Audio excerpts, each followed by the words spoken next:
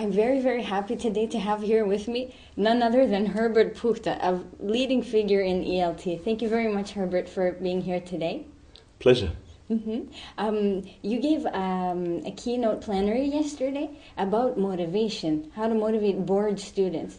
Can you tell us a little bit more about that? Yeah, I mean, the keynote was about tapping into the brain's own reward system, and I basically elaborated on whether, as teachers, we should use extrinsic, external rewards, kind of like praise, and if you think of a primary class giving stickers to students, or whether good grades are motivating, or whether we shouldn't follow the advice that we get from neurobiologists telling us that, in a very convincing way, that the brain actually has its own reward system, a reward system that kicks into action when students get emotionally involved in the learning process, when they have choices, when they actually, in our case, learn to use the language to express themselves, when they learn to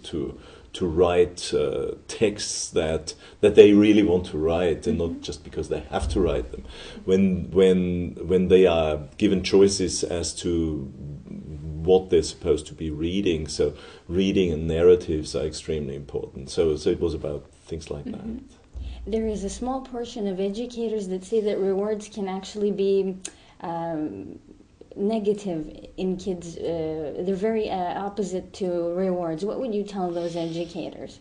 Yeah, I mean, I mean, there is a lot of evidence that rewards, external rewards, actually achieve the opposite of what we want to achieve. It seems that kids who get used to being rewarded for what they do actually become a bit dependent on those rewards. In other words, they focus on the rewards rather than on learning. They would even cheat in tests in order to get a better grade or a reward. But it's not the learning that is in the focus anymore. So that's why I really think we need to aim at helping students to see the learning itself as important and relevant to them, and not so much the reward. I mean, there's this very interesting book by Alfie Kohn, which is all about, the title of the book is Punished by Rewards, and it's all about rewards, external rewards that just don't work. Speaking of young learners, it's a huge portion of your work in ELT. How did you become involved in this?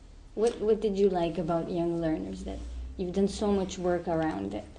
Right. Well, I started as a teacher of young learners initially, and what's always fascinated me about young learners is that they are so direct, so honest. In other words, when you work with them and they're fascinated, if you tell them a story and they like the story, you sense it immediately. But also, when you're doing something with them that they are not really emotionally involved in, they will show you immediately. So it's a wonderful classroom of young learners is a wonderful world, I believe, and also.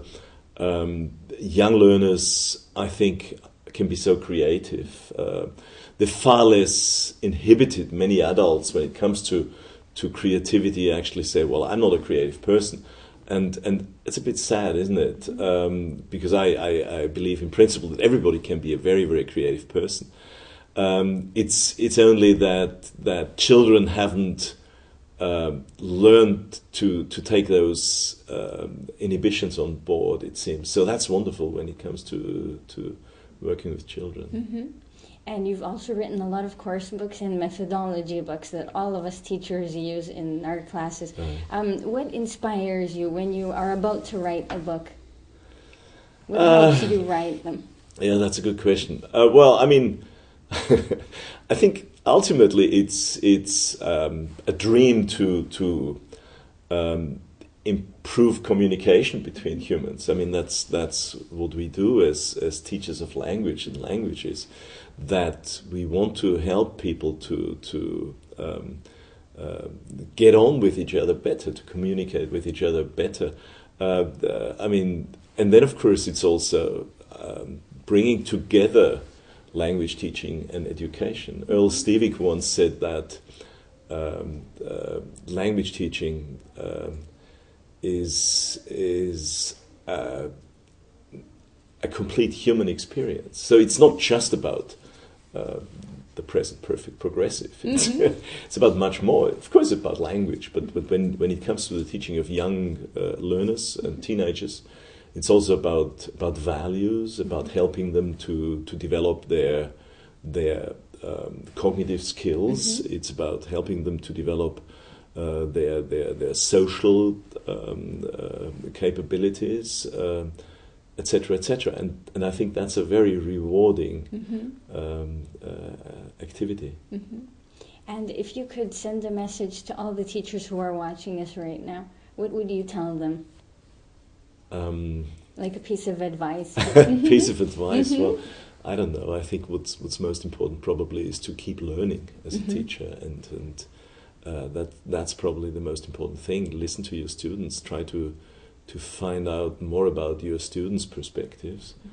Keep a good sense of humor. I think that's very important. And be yourself in the classroom. That's something that is not always easy, but I think it's rewarding.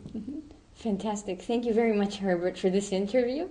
Pleasure. And for your plenary keynote and all the conversations we've had these days. Thank you. Thanks very much. Thank you.